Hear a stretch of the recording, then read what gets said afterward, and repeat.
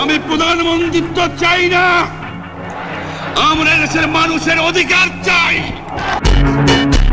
প্রত্যেক ঘরে ঘরে তুল্য করে তোলো, তোমাদের যা কিছু আছে তাই নিয়ে শত্রুর মোকাবেলা করতে হবে এবং জীবনের তরে রাস্তাঘাট যা যা আছে সবকিছু আমি যদি হুকুম দেবার নাও পারি তোমরা বন্ধ করে দেবে। ভালো হবে না। 7 কোটি মানুষকে দাবা রাখতে পারবো না।